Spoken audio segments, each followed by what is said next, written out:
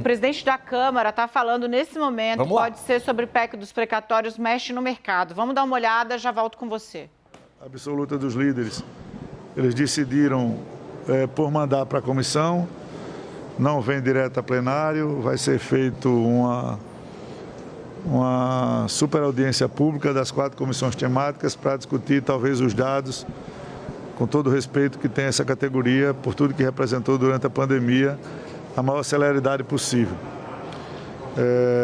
Com relação a outras matérias, pautas dos deputados, temos aí matérias de relevância ainda até o final desse ano, como o próprio refis e a discussão da PEC dos precatórios. Eu saio agora de novo para uma outra reunião com o presidente Pacheco, onde vamos analisar já os textos comuns. É importante que a imprensa saiba que qualquer alteração muito substancial, nós não temos a condição legislativa de trazer para o plenário. Então nós vamos ver o texto comum das duas casas. Esse texto comum deve ser promulgado pelas duas mesas e o que sobrar do texto comum terá que ir para a CCJ, terá que ter admissibilidade, terá que ir para a comissão especial para voltar ao plenário por 2 votações. Esse é o trâmite do regimento da Câmara dos Deputados, que é um pouco diferente do regimento do Senado Federal. Então, o máximo esforço possível para que o texto comum das duas casas seja promulgado o mais rapidamente possível, para permitir que mais de 20 milhões de famílias brasileiras recebam auxílio, para permitir que o orçamento do governo federal não seja totalmente utilizado pelos precatórios no ano de 22. Todas as alterações que acabaram de ser votadas no Senado, depois das votações de destaques, nós vamos estar tomando conhecimento com muita tranquilidade, com muita calma, pelas assessorias das duas casas, para que nós possamos, de uma maneira conjunta, de Senado e Câmara, falar sobre a promulgação do que for necessário, urgente e adequado regimentalmente. Presidente, os senadores estão com receio, segundo eles não queriam justamente que fosse fatiada, porque eles acham que a Câmara não vai manter o texto, né? E até o Bezerra falou que tinha convicção que a Câmara manteria. Mas, pelo que o senhor está dizendo, não tem esse compromisso, a Câmara vai ter que analisar, é isso, né? Não, veja, a gente tem que entender até onde vai o limite regimental e até onde vão as possibilidades. Nós temos algumas urgências, é importante que todos entendam que nem mercado, nem bolsa, nem dólar, nem juro futuro, nem empresários, nem estados, nem municípios, nem credores dos precatórios, muito mais ainda aqueles que precisam do auxílio, podem esperar uma tramitação de novo de CCJ, de comissão especial e de plenário 2 vezes. Então, é muito normal, já aconteceu diversas vezes, que textos comuns entre as duas casas possam ser, logicamente, promulgados. E o que não for possível, nem entendido como emenda de redação, tem que ter uma avaliação. O fato de aprovar ou não aprovar é uma questão superveniente. Nós deixamos o Senado legislar, como é regimental, e vamos agora fazer o máximo de esforço possível para conhecer quais são as alterações, porque definitivamente nós não conhecemos, para analisarmos juntos. E não há uma supremacia de uma casa com relação à outra. Até que os textos sejam iguais, a PEC continuará sendo votada. Então não há que ter preocupação de uma casa, nem preocupação com outra. Não é porque a Câmara não concorda que vai valer aquele texto, muito menos porque o Senado fez que vai valer aquele texto. PEC tem que ser textos iguais e é atrás desse equilíbrio de textos e de igualdade que a gente vai trabalhar. E vai dar tempo de votar essa parte que vai ser analisada de novo pela Câmara ainda esse ano? Eu penso que tem sido bastante claro.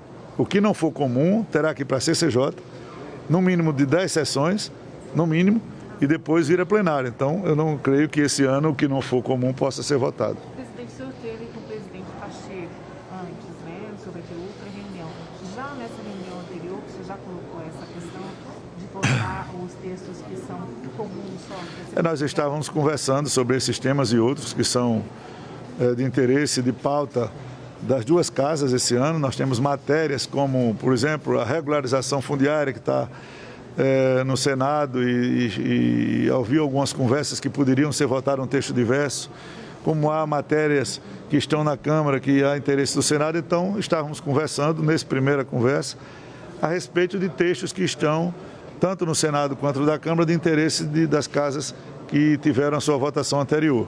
E agora nós vamos fazer uma conversa, e eu cancelei inclusive uma viagem para fazer essa reunião, para discutir o que é texto comum com as assessorias e, muito rapidamente, dar uma resposta à promulgação dessa PEC muito importante. Presidente, existe uma previsão de sessão do Congresso. O Congresso, me parece que o presidente convocará para 6 ou 7, onde serão apreciados vetos ou alguns PLNs, algumas matérias que estão pendentes, mas com certeza muitos vetos que estão na pauta e no acordo entre base e oposição devem ser apreciados ainda esse ano. O senhor teve uma reunião hoje com a ministra Rosa? O PL das ferrovias, eu estou esperando o relatório.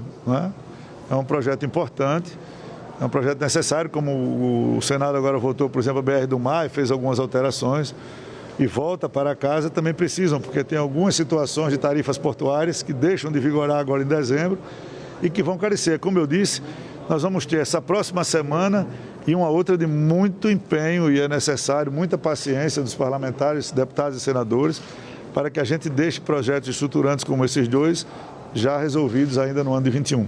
Essa reunião com a ministra Rosa hoje, às 8 horas, qual o tema da reunião? Eu não tenho nenhuma reunião com a ministra Rosa. Isso deve estar com o presidente do Congresso Nacional. Quem está tratando dos assuntos do Supremo, se o assunto for orçamento, é o presidente do Congresso Nacional, o senador Rodrigo Pacheco. Estavam falando que eram senhores. Não, mas não. Mas o senhor sabe se pode ser apresentada uma nova proposta para a questão das emendas de relator? Não, acho que as emendas de relator, como eu disse, nós votamos um projeto de resolução, eu não me canso de falar, são prioridades do Congresso Nacional, são atribuições do Congresso Nacional, legislar e executar junto com o Poder Executivo, quando as emendas são impositivas, o orçamento da União. Eu refuto sempre essa ideia de orçamento secreto, porque ele não é secreto.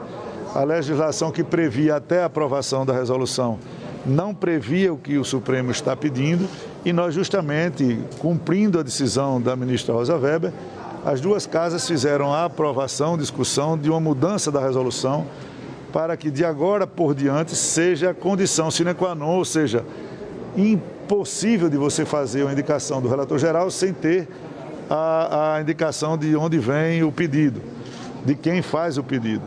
E na medida do possível, nós fazemos esse debate sempre com muita paciência, junto com a imprensa, e aqui a Câmara vai promover até o final do calendário desse ano. Eu vou chamar para café da manhã, almoço e jantar na residência, imprensa por parte, e principalmente todos os setoristas, para que a gente possa ter com mais calma, com números, com dados, com documentos, com levantamentos, com observações, para que a gente afaste definitivamente essa versão que ela é política, ela não é verdadeira, de orçamento secreto no Brasil. As emendas parlamentares, tanto de relator, quanto de relator setorial, quanto de presidente de comissão, coordenadores de bancadas individuais, elas são absolutamente necessárias. E o Brasil, no ano de saída de pandemia, não pode se dar ao luxo de ter o risco de perder 7 bilhões que não foram apresentadas ainda ao orçamento de 21, de perder quase 5 bilhões que foram cadastradas, empenhadas e conveniadas, portanto, não podem ser modificadas ainda de 21, o que faz com que, no orçamento de 21, toda essa discussão, nós só tenhamos a execução até agora de pouco mais de 3 bilhões de reais.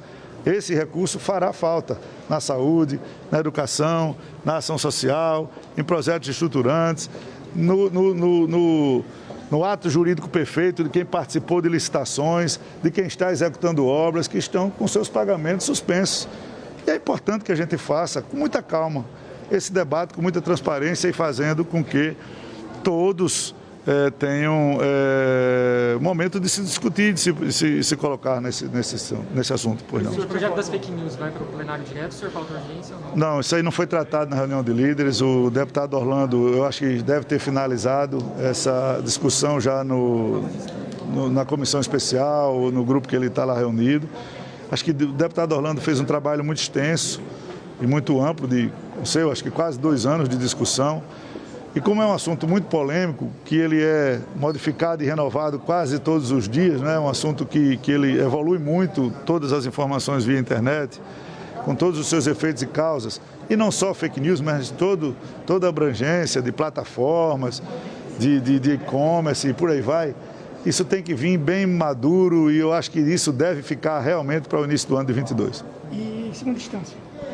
Segunda instância vai ser votado na comissão na próxima terça ou quarta-feira.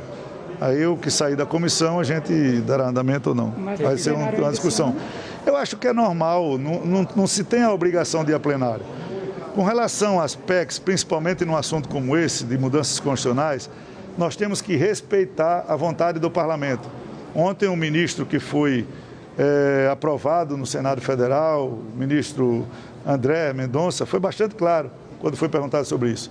O que manda na discussão da prisão em segunda instância ou não é a aprovação constitucional de uma mudança no Congresso Nacional. Então, na comissão especial pode ser aprovado o relatório e ele vem a plenário, pode ser rejeitado e ele morre na comissão, pode ser alterado, vem outro relator, então nós temos que respeitar e esperar o resultado da comissão. Refis votar na terça? Não, ainda estamos discutindo o texto. Tá bom? O projeto que vai votar, presidente, é o relatado pelo Fufuca ou é outro? O relator é o deputado André Fufuca. Agora, qual o texto, qual é o projeto, isso aí só o deputado Fufuca. Agora, deve muito possivelmente ir para a semana última das atividades na Câmara dos Deputados. Muito obrigado, gente. Obrigado, presidente. Dia 3 de dezembro tinha que ter uma resolução sobre as emendas de relator. Não. É porque até o dia 3 é o prazo normal que administrativamente o governo federal está com os sistemas, né? Então, normalmente até o dia 3 é o prazo fatal de cadastramento para que possa ter empenho, para que possa ser contratado. Possivelmente, de acordo com todas as tratativas e por tudo que eu falei aqui, é importante que também tenha uma sensibilidade do Poder Executivo, se isso for resolvido, que alargue esse prazo. Mas o prazo é amanhã. Gente, essa reunião vai ser na RO? Deve ser na RO, eu nem almocei ainda, gente. Obrigada, presidente.